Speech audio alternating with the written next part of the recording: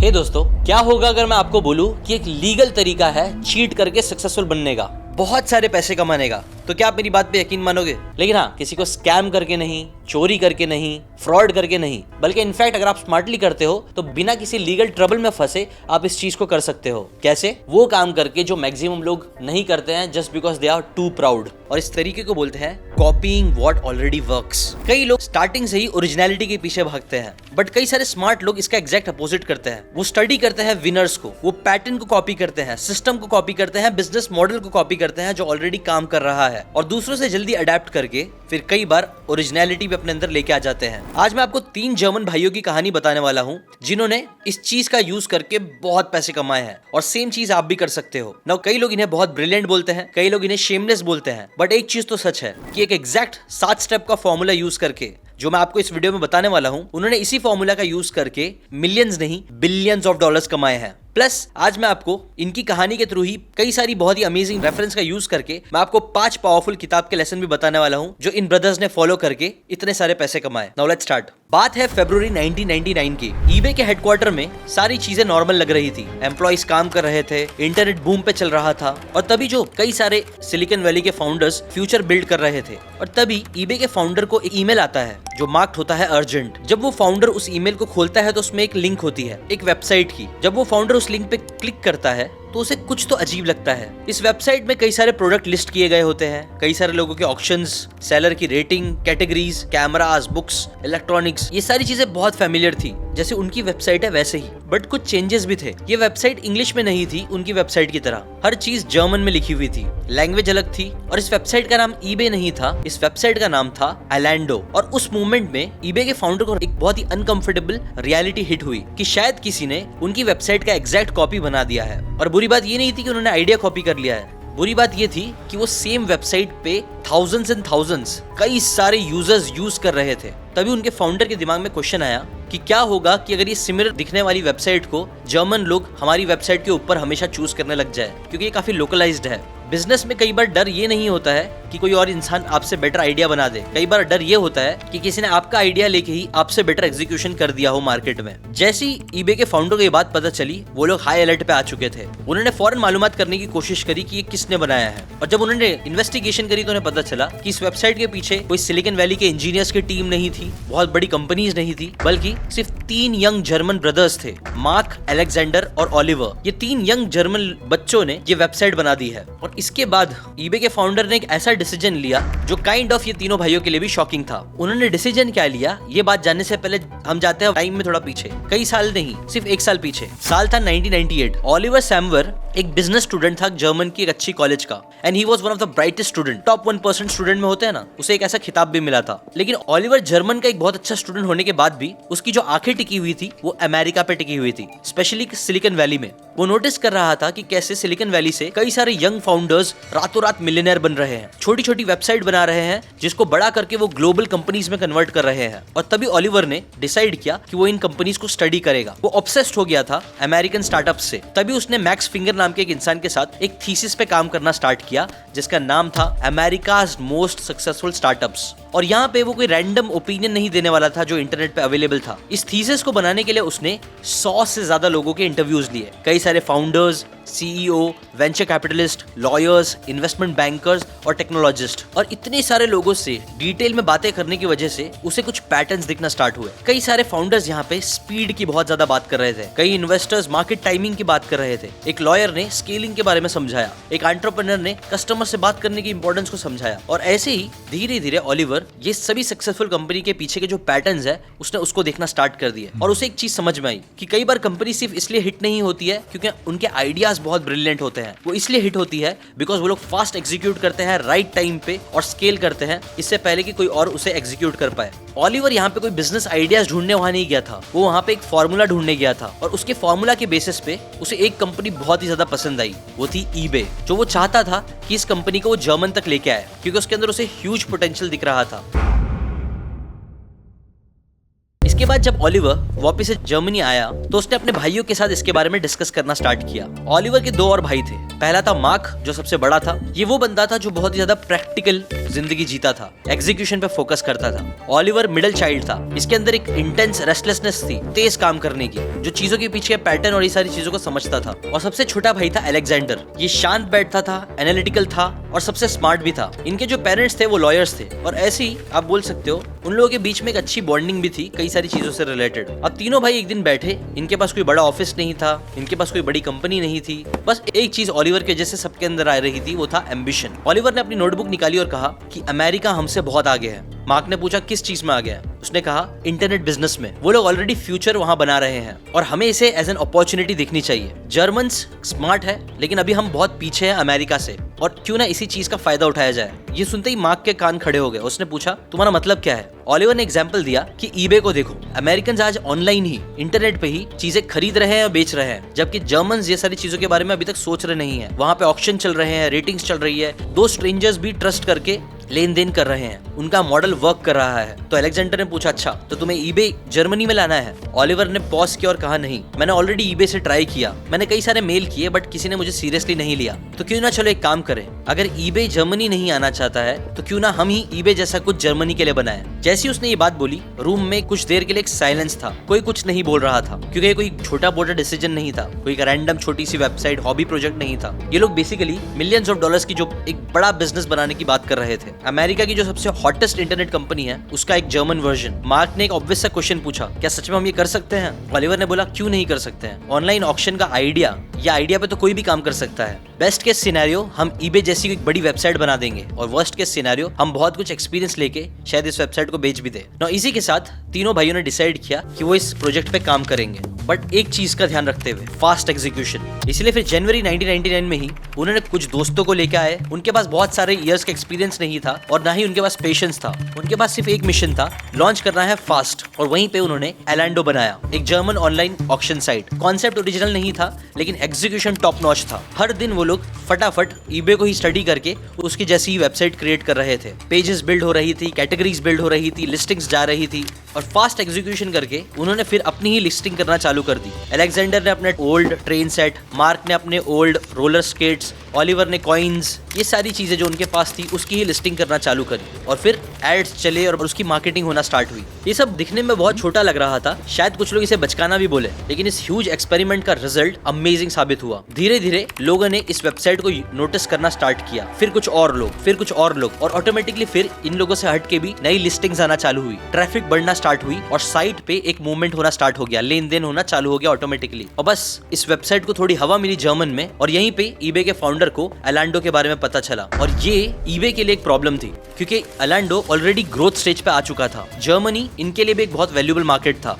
सो अब ईबे के पास 2 ऑप्शंस थे, या तो वो एलैंडो से डायरेक्टली compete कर सकते थे या फिर वो अपना टाइम बचा सकते थे और जो ऑलरेडी मेहनत इन्होंने करी है उसको ही यूज करके। और इसीलिए ईबे का जो फाउंडर है वो लोग बर्लिन गए, उन्होंने मीटिंग करी। एक साइड पे ईबे बैठा था, अमेरिकन जाइंट, और दूसरे साइड पे थे ये 3 ब्रदर्स, यंग, पैशनेट, हंग्री। ये लोग ईबे की तरह पॉलिश तो नहीं थे, बट इन भाइयों को एक चीज पता थी कि उन्होंने सिर्फ वेबसाइट को कॉपी नहीं किया है, उन्होंने एक मार्केट अपॉर्चुनिटी को कॉपी कर लिया है जो इन लोगों के लिए भी करने में टाइम और पैसे लगेंगे। और यहीं पे उन्होंने एक डील करी। ईबे के पास ऑलरेडी बहुत सारा पैसा था, एक चीज जो लोग बचाना चाहते थे वो था अपना टाइम, और इसी के लिए उन्होंने उन दोनों के साथ मिलकर एक डील करी। ईबे ने $43 मिलियन इन तीनों भाइयों को दिए ताकि वो अपनी पूरी वेबसाइट और अपना पूरा बिजनेस ईबे को बेच दे। और बस 100 दिन के अंदर वो लोग मिलियनर बन चुके थे। Just think about it. कुछ टाइम पहले तक ऑलिवर के ईमेल्स इग्नोर हो रहे थे, आज इन्होंने सामने बैठ के अपनी कंपनी बना के इन्हें बेच दी। कुछ टाइम पहले तक ये लोग अपने ओल्ड टॉयज लिस्ट कर रहे थे, आज ये लोग मिलियंस के बारे में डिस्कस कर रहे थे।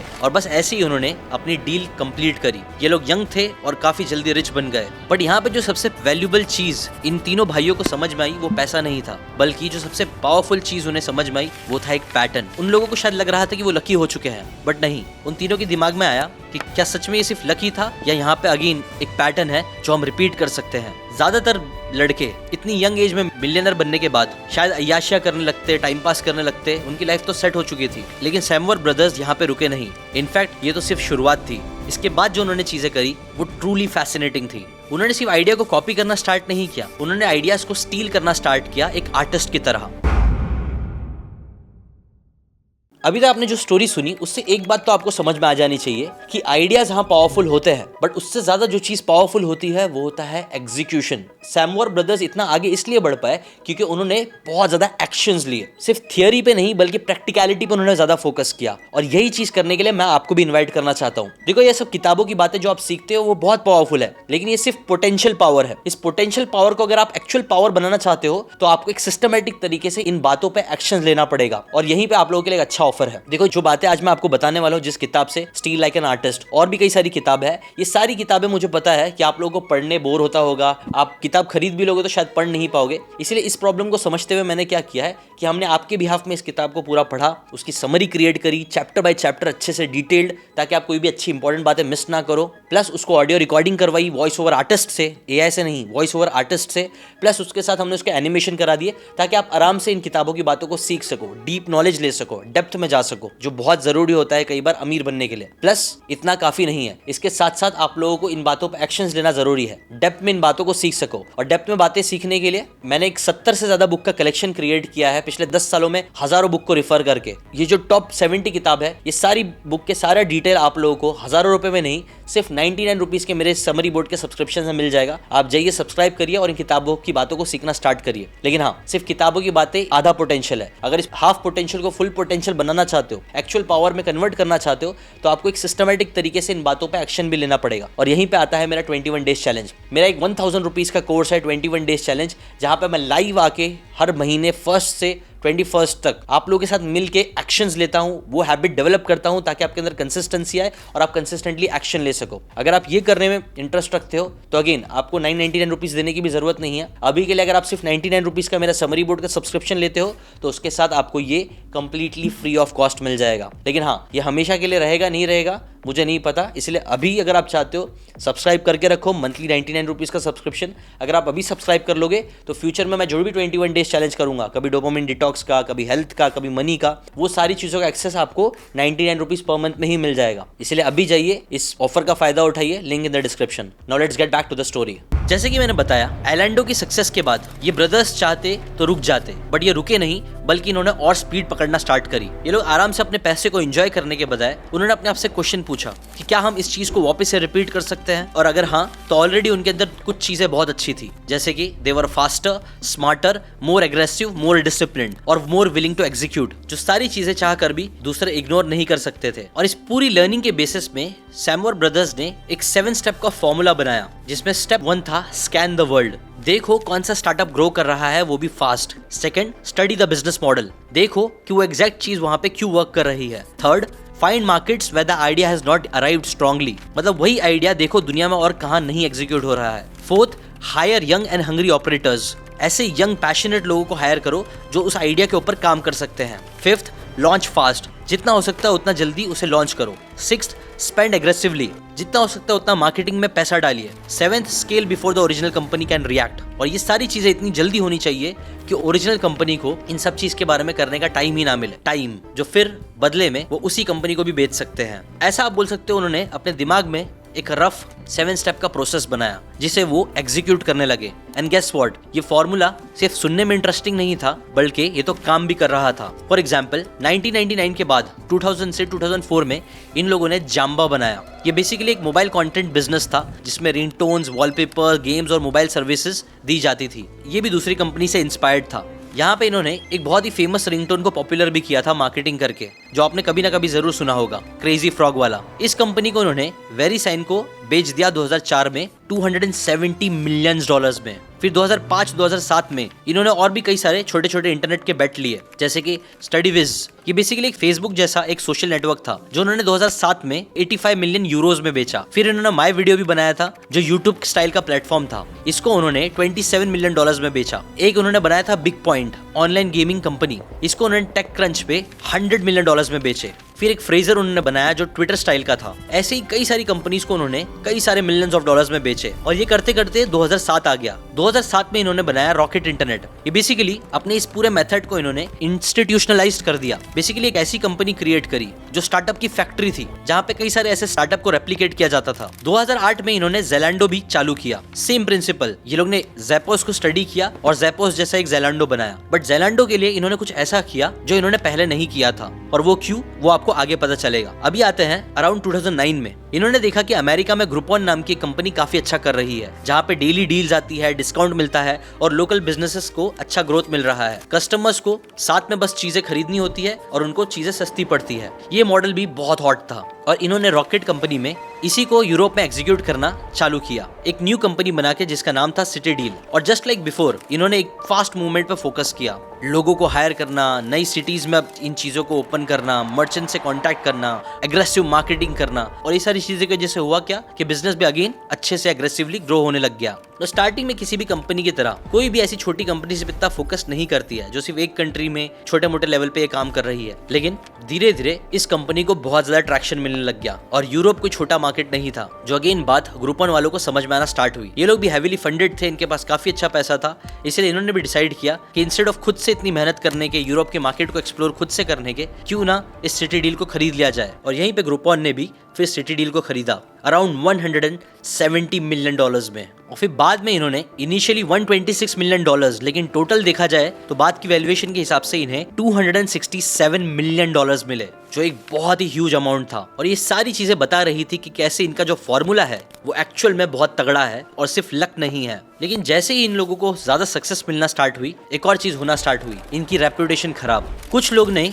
इनकी स्पीड की बहुत तारीफ करना स्टार्ट करी, लेकिन कई सारे लोग इनके मेथड्स को क्वेश्चन करने लग गए। कई सारे फाउंडर्स ने इन लोगों को स्मार्ट कहा, लेकिन कई सारे फाउंडर्स ने इन्हें शेमलेस भी कहा, जो ये लोग खुद से इनोवेशन नहीं ला रहे हैं, जो सिर्फ दूसरों को कॉपी कर रहे हैं। और ये सारी चीजें बहुत हार्ड थी इग्नोर करने के लिए। रॉकेट की जो कंपनीज थी वो अमेरिकन स्टार्टअप से बहुत ज्यादा सिमिलर थी, same concept, same model, same customer journey, और कई बार तो ब्रांडिंग की एनर्जी भी सेम थी। और इसके ऊपर जो ब्रदर्स थे उनका एक ही डिफेंस था, उनका बोलना था कि हम बिल्डर्स हैं, हम चीजें बिल्ड कर रहे हैं। आपका आइडिया अमेरिका में यूरोपियंस की मदद नहीं करेगा, यहाँ की चीजें यहाँ के लोगों की मदद करेगी, और हम उसी पे फोकस कर रहे हैं। किसी ना किसी को इन चीजों को लोकलाइज करना पड़ेगा, और वो हम कर रहे हैं। टीम हायर करके, कस्टमर्स को सर्व करके, ऑपरेशंस हैंडल करके, लॉजिस्टिक बना के, पेमेंट बिहेवियर को समझ के, लोकल प्रॉब्लम्स को समझ के, और ये सारी चीजें रियल है। और यहीं से चीजें और कॉम्प्लिकेटेड हो गई। कई लोग ये क्वेश्चन करने लग गए कि ये लोग सच में हीरो है या विलन। इनका ये सारा मॉडल काम कर रहा था, कभी अच्छा काम करता, कभी बुरा काम करता। ऐसा नहीं था कि उन्होंने फेलियर्स नहीं देखे थे, लेकिन अब की बार का जो प्रॉब्लम था वो सारी प्रॉब्लम से ज्यादा बढ़ के था, जब इन्होंने एयरबीएनबी को कॉपी करना स्टार्ट किया। अमेरिका में एयरबीएनबी बहुत तेजी से ग्रो हो रहा था। कई सारे लोग अपने घर को स्ट्रेंजर्स को दे रहे थे, लोगों का ट्रैवल बिहेवियर बदल रहा था, और यूरोप भी एयरबीएनबी के लिए भी बहुत इंपॉर्टेंट मार्केट था, बिकॉज कई सारे अमेरिकन यूरोप भी जाते थे और वो लोग एयरबीएनबी का यूज कर रहे थे। तो रॉकेट ने इसे भी एक अपॉर्चुनिटी की तरह देखा और एक वेबसाइट बनाई, विमडू। ये एक German style Airbnb style company ही थी, बट इस बार कुछ हटके चीजें होना स्टार्ट हुई। ये लोग ट्राई कर रहे थे हर एक चीज को जैसा एयरबीएनबी कर रही है वैसा कॉपी करे, बट इस चक्कर में इनके फाउंडर्स और इनके लोग बहुत एक्सट्रीम में जा चुके थे। जैसे फॉर एग्जांपल, विमडू के ऊपर एलिगेशन लगा कि वो लोग जानबूझ के अपने आप को एक international version of Airbnb claim कर रहे हैं। कई बार ऐसी बातें पता चली कि ये लोग एयरबीएनबी की जो लिस्टिंग्स है उसको कॉपी कर रहे हैं, स्टील कर रहे हैं बिना परमिशन के। कई बार इनके जो एम्प्लॉइज थे वो एयरबीएनबी के प्रॉपर्टीज पे जाते थे और जो एयरबीएनबी के होस्ट है उनको अप्रोच करके उनसे कांटेक्ट करते थे। कई बार वो एयरबीएनबी के होस्ट को पोच करते थे, और ये सारी चीजें करते करते वो बहुत सारा पैसा भी बर्न कर रहे थे। और यहाँ पे एक बहुत डिफरेंट प्रॉब्लम आई, जहाँ पे ज्यादातर जो फाउंडर्स होते थे वो यूजुअली टाइम बचाने के लिए, लड़ाई ना करने के लिए इन कंपनीज को खरीद लेते थे। बट जो ब्रेन चेस्की थे एयरबीएनबी का फाउंडर, उनका बिलीव और उनका मिशन इससे बहुत ही अलग था। वो विमडू को एक मर्सिनरी की तरह देख रहे थे, ना कि मिशनरीज की तरह। उन्हें ये चीज समझ में आ गई थी कि ये लोग सिर्फ जल्दी से पैसा कमाने के लिए सारी चीजें कर रहे हैं, और इसीलिए काफी सारी चीजें कॉपी करने के बाद भी जो अंदर का मेन बिजनेस चलाने के लिए जो दम चाहिए होता है, जो टीम चाहिए होती है, जो कल्चर चाहिए होता है, जो विजन चाहिए होता है, वो विमडू की टीम में बिल्कुल नहीं था। इसीलिए पहली बार एक बड़े फाउंडर ने इनकी कंपनी को खरीदने के बजाय उन्हें सीधा इग्नोर किया, और जैसे ही उन्होंने इग्नोर किया, इस चीज ने इन ब्रदर्स के ऊपर एक काफी प्रेशर ला दिया। Because now baby must be raised. अभी तक ये क्या हो रहा था कि ये लोग पैसे डाल रहे थे, कई बार ज्यादा बर्न कर रहे थे, और बस इस उम्मीद में कि वो पेरेंट कंपनी उसे खरीद लेगी। एयरबीएनबी के ऊपर भी उन्होंने बहुत बड़ा बेट लिया था, जिसके ऊपर उन्होंने बहुत इन्वेस्ट किया, कंपनी को लॉन्च भी कर दिया, बहुत सारा पैसा फीड किया ताकि वो फास्ट ग्रो करे, आवाज करे, अटेंशन अट्रैक्ट करे और फिर वो प्रॉफिट के साथ उसे बेच दे। लेकिन जब एयरबीएनबी के फाउंडर ने उसे लेने से मना कर दिया, तो अब इसका मतलब ये था कि इस पूरे बड़े से बेबी को, जो बहुत खाता है पैसा, अब उसे इन लोगों को ही पालना पड़ेगा। और ये चीज करने में इन लोगों की हालत खराब होने लग गई। उस टाइम पे उन्हें इस चीज का सबसे ज्यादा रियलाइजेशन हुआ कि कैसे customer trust, culture, product quality, long term operation, brand reputation, ethics, consistency, ये सारी चीजें आप इतनी इजीली कॉपी नहीं कर सकते हो। और इनके मॉडल में सबसे बड़ा प्रॉब्लम यही था कि कई बार जब आप मैप देखते हो तो आपको शॉर्टकट्स मिल तो जाते हैं, लेकिन शॉर्टकट चलाने के लिए भी ड्राइविंग आना जरूरी है, वरना आप क्रैश कर जाओगे। और ऐसे ही कुछ हो रहा था। इन लोगों ने स्पीड तो मास्टर कर ली थी, जिससे उन्होंने बहुत पैसे भी कमाए, लेकिन कुछ डीपर ट्रुथ फाइनली इन भाइयों को समझ में आए, जिसके बाद इन्होंने कॉपी कैट के बजाय बिल्डर्स बनना स्टार्ट किया। इन्होंने अपने अप्रोच को चेंज करना स्टार्ट किया। फटाफट कंपनी बना के बेचने के बजाय उन्होंने लॉन्ग टर्म सोचना स्टार्ट किया। और यहीं पे उनकी जो कंपनी थी ज़ेलैंडो, जो उन्होंने 2008 में स्टार्ट करी थी, वो उनका सबसे स्ट्रॉन्ग एग्जाम्पल बना। ये बेसिकली एक फैशन ई कॉमर्स वेबसाइट थी, जो अगेन एग्जिस्टिंग मॉडल्स और कंपनी से इंस्पायर्ड थी। बट अब इन्होंने सिंपली कॉपी करने के बजाय इन्होंने अडेप्ट करना स्टार्ट किया, इन्होंने स्केल्स करना स्टार्ट किया, इन्होंने इस चीज पे ज्यादा फोकस करना स्टार्ट किया कि यूरोप की मार्केट को क्या चाहिए। इन्होंने अपनी लॉजिस्टिक पे और काम किया, कस्टमर ट्रस्ट पे काम किया, और यहाँ पे एक सीरियस कंपनी बनाना स्टार्ट करी, सिर्फ बेचने के बजाय नहीं, बल्कि एक्चुअल में एक बड़ा बिजनेस बनाने की नीयत से। और इन्होंने इसके ऊपर इतनी मेहनत करी, इतना लॉन्ग टर्म सोचा कि फिर इन्होंने इस कंपनी को पब्लिक लेके गए। और जब यहाँ पे इन्होंने लॉन्ग टर्म खेला, तभी इन्होंने सबसे ज्यादा पैसे कमाए। ज़ेलैंडो के थ्रू इन्होंने अराउंड 3.5 बिलियन यूरोज, जो कि डॉलर्स में अराउंड 4.5 to 5 बिलियन होते हैं, इतनी वैल्यू क्रिएट करी इस कंपनी में। और इनकी रेपुटेशन भी इस चीज से थोड़ी और पहले से बेटर हुई। बट अब आता है मेन आपके लिए क्वेश्चन। ये स्टोरी सिर्फ 3 जर्मन ब्रदर्स की नहीं है, कई बार ये हर इंसान की कहानी है। हर क्रिएटर, हर एंटरप्रेन्योर, हर इन्वेस्टर, हर इंसान जो जल्दी ग्रो करना चाहता है, बड़ा बनना चाहता है, कई बार मैक्सिमम लोग 2 गलती करते हैं। पहला, हम ओरिजिनलिटी को ही सब कुछ समझते हैं और इस वजह से स्टार्ट नहीं करते हैं। हम वो आइडिया ढूंढ रहे होते हैं, परफेक्ट आइडिया, परफेक्ट चीजें जो नहीं मिलती है, तो हम एग्जीक्यूट ही नहीं करते हैं। जबकि दूसरे लोग ये गलती करते हैं कि वो लोग हर चीज को ब्लाइंडली कॉपी करते हैं, thumbnails, business name, product, script, but वो ये नहीं समझते कि ये सारी चीजें सरफेस लेवल है। डेप्थ में जो चीजें वैल्यू क्रिएट करती है वो क्या है। पहला ग्रुप प्राउड है, दूसरों से सीखना ही नहीं चाहता है। सेकंड ग्रुप बहुत लेजी है सोचने के लिए, लेकिन जो रियल विनर्स होते हैं वो इसके बीच में कुछ करते हैं, जो आपको भी करना होगा। और यहीं पे आते हैं वो 5 इंपॉर्टेंट लेसन्स जो आपको समझने होंगे अगर आप लोग भी अपनी लाइफ में कुछ बड़ा फास्ट करना चाहते हो तो। Lesson number 1, start from proof not from zero. Steel like an artist किताब में भी इसके बारे में बताया गया है। सैमुअर ब्रदर्स ने सिर्फ नए ओरिजिनल आइडिया के ऊपर फोकस नहीं किया, उन्होंने देखा प्रूफ कि अमेरिका में क्या चीज चल रही है, और उसी प्रूफ के बेसिस के ऊपर उन्होंने काम करना स्टार्ट किया,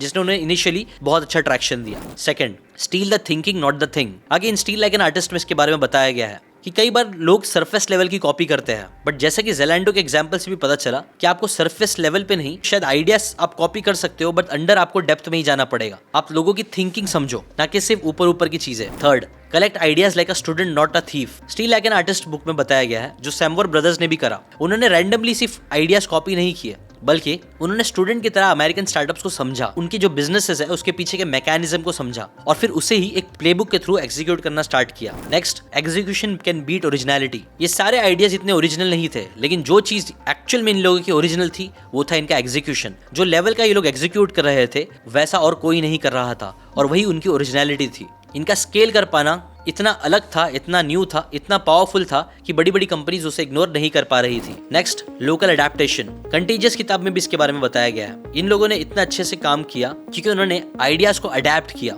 जो चीजें अमेरिका में चल रही थी, उन्होंने उसी चीज को German, Europe, Africa, south east Asia, इन मार्केट की नीड को समझते हुए लोकली उस आइडिया को अडेप्ट करके चीजें बनाई। Next, distribution is also innovation. कई बार लोगों को लगता है कि प्रोडक्ट का आइडिया ही इनोवेशन होती है, बट नहीं। जिस तरीके से इन्होंने चीजों को डिस्ट्रीब्यूट किया वो अपने आप में एक बहुत बड़ा इनोवेशन था। मार्केटिंग करना और अच्छे आइडियाज को बहुत सारे लोगों तक लेके आना, इस चीज में जो इन्होंने इनोवेशन क्रिएट किया था वो और कोई नहीं कर रहा था। Next, speed creates pressure, do the work, 22 immutable laws of marketing. इन किताबों में इसके बारे में बताया गया है। सैमुअर ब्रदर्स ने भी वही किया। वो लोग इतना फास्ट एक्शन ले रहे थे कि ओरिजिनल कंपनीज को रिएक्ट करने का टाइम भी नहीं मिला, और इसीलिए ही ईबे ने एलांडो को खरीदा, ग्रुपॉन ने सिटी डील को, और कई सारी दूसरी कंपनीज ने भी उनकी कंपनीज खरीदा, बिकॉज उनकी स्पीड काबिल तारीफ थी, जिसपे आपको भी फोकस करना चाहिए। और last, कॉपिंग can open the doors but trust keep you inside. The millionaire fast lane में इसके बारे में बताया गया है। एग्रेसिवली कॉपी करने ने उन्हें रिच तो बनाया, लेकिन ब्लाइंडली कॉपी करने की वजह से उनका बहुत लॉस भी हुआ विमडू के थ्रू। जबकि फिर उन्होंने जब ज़ेलैंडो पे लोगों का ट्रस्ट जीतने पे फोकस करना स्टार्ट किया, तो वहीं से उनकी एक्चुअल वेल्थ क्रिएट हुई, जिसपे आपको भी लॉन्ग टर्म में फोकस करना चाहिए।